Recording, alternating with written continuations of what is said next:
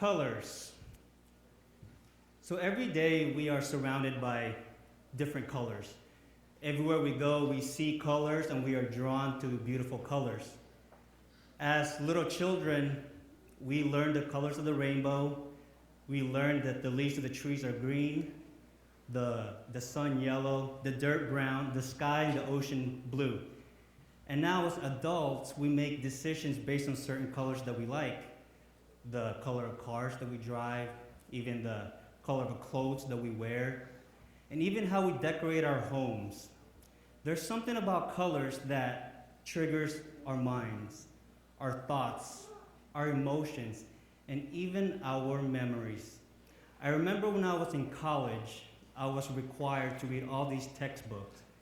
I know for some of us here that were nursing majors, we were required to read all these textbooks, and I would come across a passage or a paragraph that I would think was important, or a teacher would tell me was important. And then I would get a highlighter, a colored highlighter, and then I would then highlight that specific text, that paragraph, hoping that when I opened that page, I would then remember and put it into my memory that information so I may remember it for future tests and ultimately for my practice as a nurse. There was a worldwide survey that was conducted by YouGov to determine which color was the most popular or most liked color in the world. What do you think is the most popular color in the world? Anybody have a guess? Blue. Raise your hand if blue is your favorite color. Oscar, you like the color blue? Oh, yeah. A lot of children, if you ask them, I feel like a lot of you guys have the color blue as your favorite. What does the Bible say about the color blue? Is it significant? By the end of today's sermon, this message, we are going to understand the significance of the color blue, and maybe we will see it in a different way. In my last two sermons, I preached on the topic of the tabernacle, the sanctuary service in the wilderness. In the book of Exodus, how God gave Moses and the children of Israel specific detailed instruction in building this tabernacle or sanctuary in the wilderness so God can dwell with them as they were traveling to the promised land there in the wilderness. And how everything about the tabernacle, the sanctuary, all pointed to the plan of salvation and the ministry of Jesus Christ here on earth and in heaven. And I also mentioned that I had an opportunity to work with this group of people from Oklahoma Academy who built a full-scale replica, a full-size model of the tabernacle of Moses. And we traveled across the country, and we set up this tabernacle, and we gave presentation to the community, teaching them the plan of salvation, the way of the sanctuary, presented by the symbols of the furnitures and the services.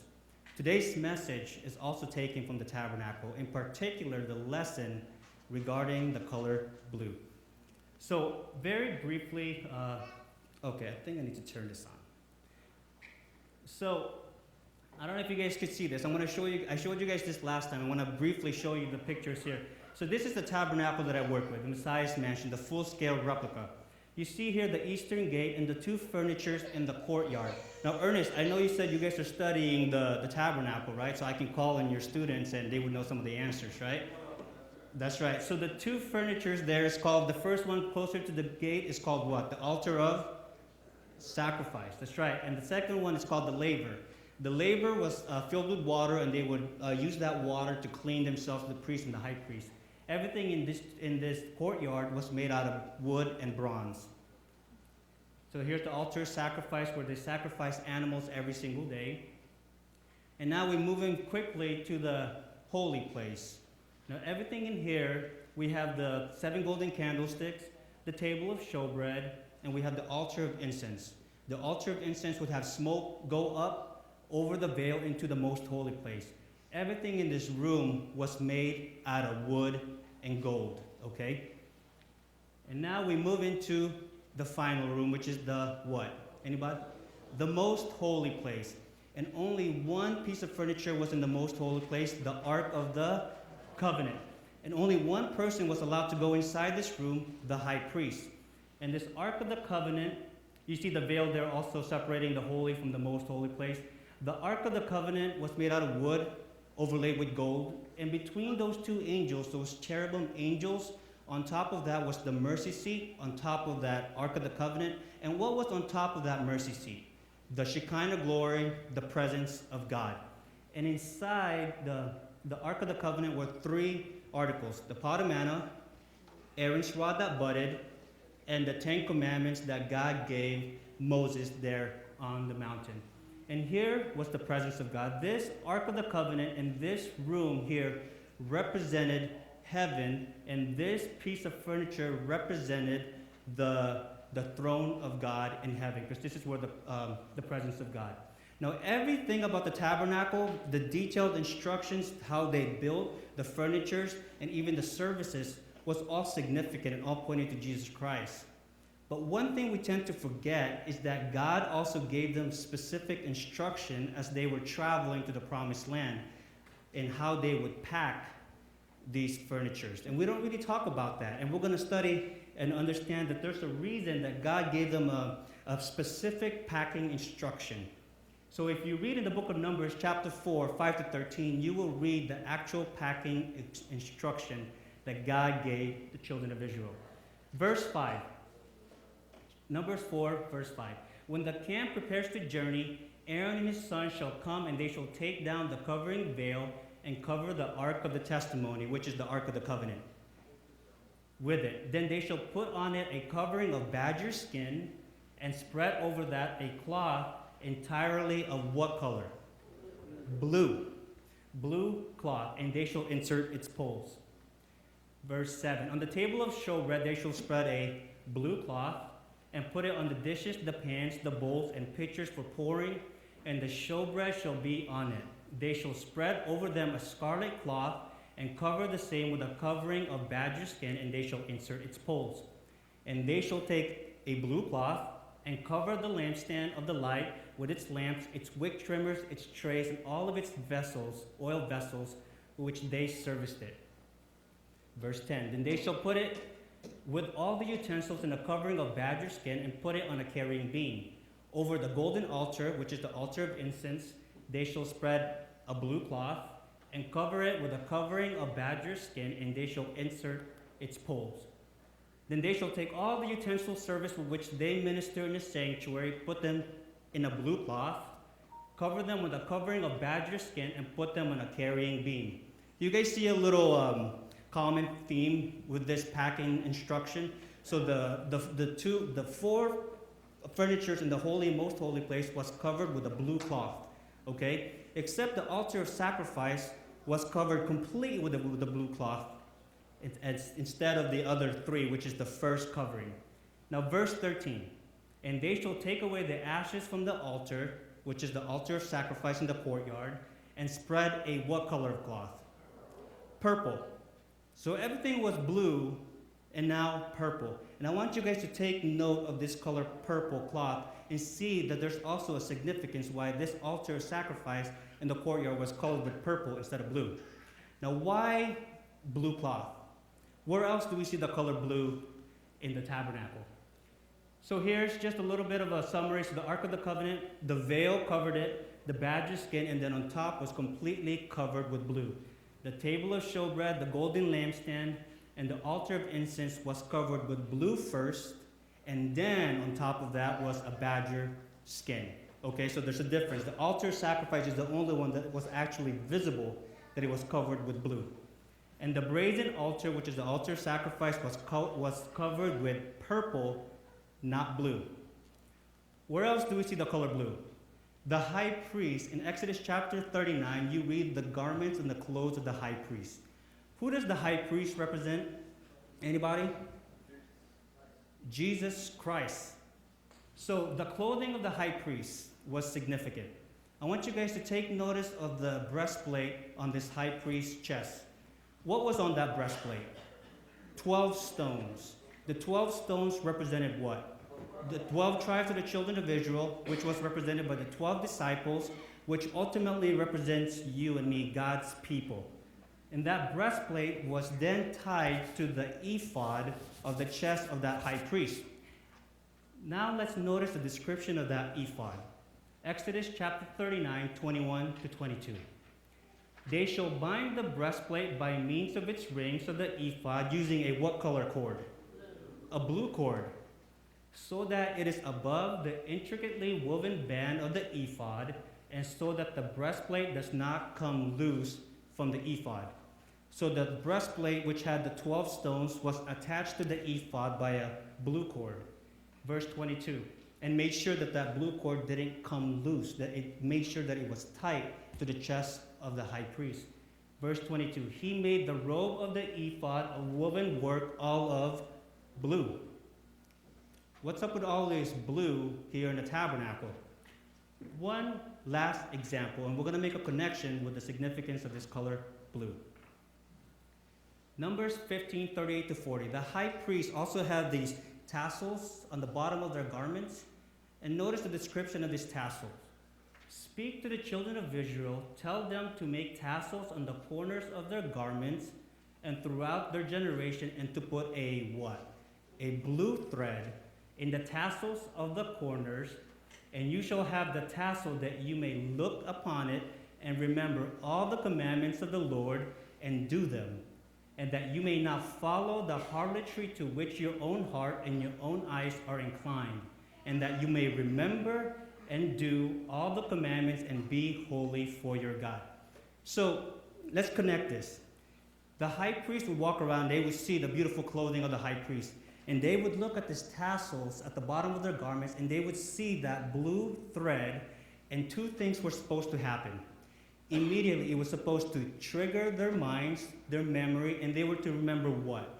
What were they supposed to remember when they saw the blue? The commandments. How many of the commandments? All of the commandments, and they were to what? And they were to follow. So two things. They saw the blue, it triggered the memory, it triggered their thoughts, and they remembered the 10 commandments, all of them, and they were to follow them and not follow the harlotry of their hearts. So where is this connection between blue and the 10 commandments? Have you guys ever seen pictures, paintings of the 10 commandments somewhere? Do we associate the color blue with the 10 commandments these days? Have anybody seen the movie in 1956, The 10 Commandments with Charles Heston? Anybody seen that movie? People saw a visual reenactment of the giving of the 10 Commandments, God giving Moses with Charles Heston. Now, what color was that tablet, the 10 Commandments? Was it blue? So where's the connection between blue, remembering the 10 Commandments, and following them? Is there actually a connection between blue and the 10 Commandments? I just told you guys the different blue coverings, the blue ephod, now the blue tassels. But where do we find that connection? Let's go back to the actual giving of the 10 Commandments and see if we can find any clues between blue and the actual 10 Commandments. So in Exodus chapter 24, 9 to 10, we actually read the story of God giving Moses the actual 10 Commandments. And watch and listen to this, the description of the giving of the 10 Commandments. And Moses went up, also Aaron, Nadab, and Abihu, and 70 of the elders of Israel. And they saw the God of Israel, and there under his feet, as it were, a paved work of what? What type of stone? Sapphire stone. Other translations, the NIV, other translation would say sapphire stone or lapis lazuli stone. Okay? And it was like the very heavens in its clarity. But on the nobles of the children of Israel he did not lay his hand. So they saw God, and they ate and drank. Then the Lord said to Moses, "Come up to me on the mountain and be there, and I will give you tablets of stone and the law and the commandment which I have written, that you may teach them." So Moses and the 70 elders had a little vision or a little view of the throne, and they described it like a sapphire stone or a lapis lazuli stone. What did they see?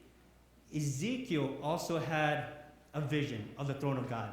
And notice his description of the throne of God. Ezekiel chapter 1, verse 26. And above the firmament over their heads was the likeness of a throne, in appearance like a what? Like a sapphire stone or a lapis lazuli stone. On the likeness of the throne was a likeness with the appearance of a man high above it. So they saw the throne of God in heaven, and underneath the pavement, the footstool, the foundation of the throne, they described it like a sapphire stone or a lapis lazuli stone, the only stone mentioned during the giving of the Ten Commandments. Now, courtesy of Mr. Tobias Watson, he's back there, by the way, I have here in my hand an example of a lapis lazuli stone, the stone that was described as the pavement or the stool of the throne of God in heaven. Now, I am not a geologist, and I am far from an expert of rocks and all formation and all this. If you want to know more about the elements of the rock formation, I refer you to Tobias Watson, okay, because he knows a lot more. But I'm going to keep it a little simple today. God has given us the gift to see, and a gift that sometimes we take for granted. To be able to see beautiful colors, to be able to appreciate beautiful nature, God has given us the ability to see and to be able to describe things. What color are these two stones? Can you guys see? If you held a bright light to this, what color are these stones? Blue. Sapphire stones and lapis lazuli are what color stones? Blue stones. The only stones mentioned during the giving of the Ten Commandments. The pavement of the throne of God. Could it be that the actual tablets of stone that God gave Moses there on the mountain was actually taken from the actual throne foundation of God in heaven? Blue sapphire stones. Remember blue, remember the Ten Commandments. The children of Israel believed this. Actually, ancient Jewish scholars believe that the actual tablets of stone actually came from the actual throne of God. Isn't that interesting? Well, it makes sense here because this right here represents what? The Ark of the Covenant represented what? The throne of God. Where was the presence of God on this furniture? On top of the mercy seat, on top of that ark. Where was the Ten Commandments placed? Inside, underneath the presence of God. Sapphire stone underneath the presence of the throne of God. You see the connection there? But see, the children of Israel, they knew this. They saw the Ten Commandments and they realized that it was from heaven. They got so, they realized that this stone, this Ten Commandments, was sacred. And they focused and they were fixated on these Ten Commandments. And they memorized the Ten Commandments, they memorized all the laws, and they focused so much on this. But yet they still got it wrong. Because what is the Ten Commandments? What is the law of God? Is it a list of 10 do's and don'ts, which they thought they were? Jesus Christ came to this world to set things straight.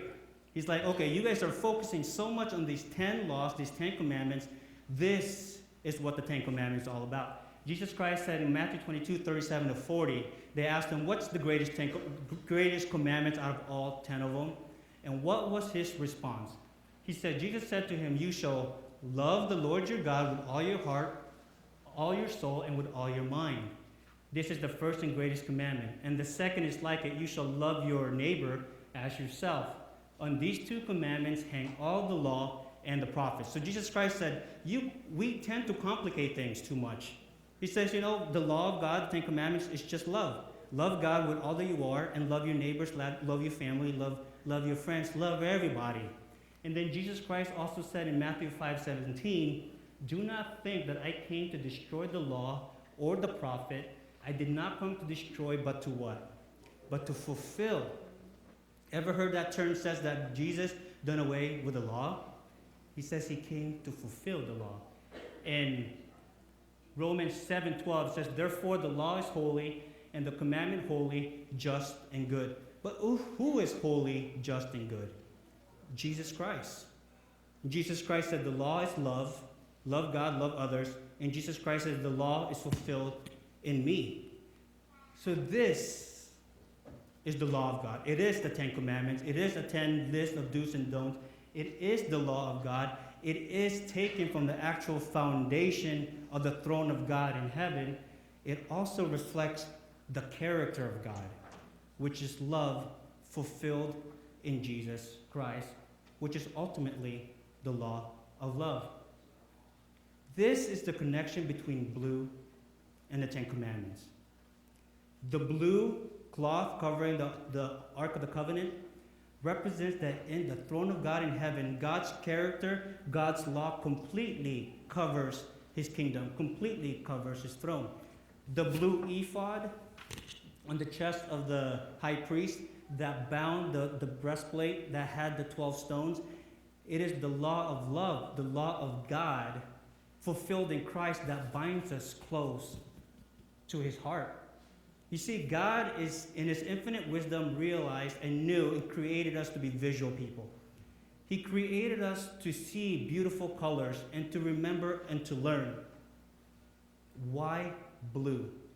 You see, the children of Israel, when they went outside on a clear sunny day and they looked up in the sky, when you and I go outside and we look up to the sky, or anybody else all over the world, what color do we see?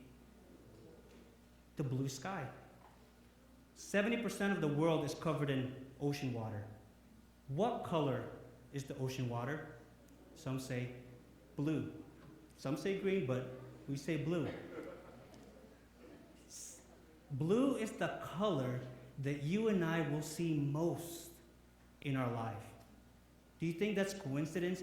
Every time you walk outside, even if you just look up to the sky, you see blue. On a clear sunny day, blue. Children, all of us, the most popular color in the world. The children of Israel saw the throne of God and they saw blue. The Ten Commandments, the character of God. That means that when we see, God wanted to highlight. Remember I had a highlighter that I would highlight the paragraph, the text that I thought was important? God wanted to highlight his character, his law, fulfilled in Jesus Christ, that anywhere you go in the world, you are surrounded and we are overwhelmed. We are completely covered. This is the blue planet. This is God's love completely covers us. And it says that you shall see blue and you will remember what? All the commandments and to follow them. Because consequently, if you didn't follow the law, what did it say? That you may not follow the what? The harlotry of your hearts. So, in the book of Revelation, there is a woman that is described as a harlot. Okay? Notice the description of this woman that's a harlot in the book of Revelation. The woman was arrayed in purple and scarlet and adorned with gold and precious stones and pearls, having in her hand a golden cup full of abomination and the filthiness of her fornication. What does the woman represent in the book of Revelation? Anybody tell me? What does the woman represent? What's that, Ernest? The church. If a woman is a harlot, what does that mean? What does that represent? A false church, right? Notice the description of this woman. She was covered in purple, scarlet, gold, precious stones, and pearls. What color is missing? What's that? Blue. And blue is supposed to remind us and represent what? The law of God. To remember how many of the commandments? All of the commandments. How many of the commandments start with the word remember? Fourth one, remember what? The Sabbath day to keep it holy. The false church in the end time does not have the color blue because she does not have the law of God. She does not have the law of love. Isn't that interesting? I think to see that color all fits together, the color blue. One last example here. I promised, I told myself this sermon is going to be 30 minutes long because that's it. That's the only, I'm very good at putting people to sleep at work, and if I go a little over 30 minutes, it kind of gets hard. The altar of sacrifice in the courtyard. What color of cloth was covered the altar of sacrifice? Purple. What does the altar of sacrifice represent? What was it a shadow of? What did it point to in Earth's history that nobody can deny? What did the altar of sacrifice point to? The crucifixion, the cross. Because the altar of sacrifice is where they killed lambs, they killed animals, and Jesus Christ is the ultimate sacrifice, the ultimate lamb that died for all of us. Notice the description of Jesus on the cross. Mark 15:17. And they clothed him with what?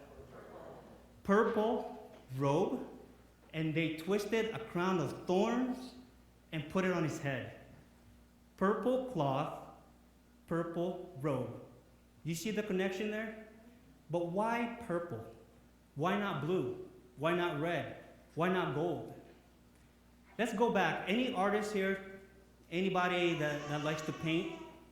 Okay, let's go back into our painting class. If we had all this paint and we wanted to get the color purple, what two colors can you mix to get the color purple? Blue and red makes purple. Blue represents what? The law, the character of God, the foundation of God.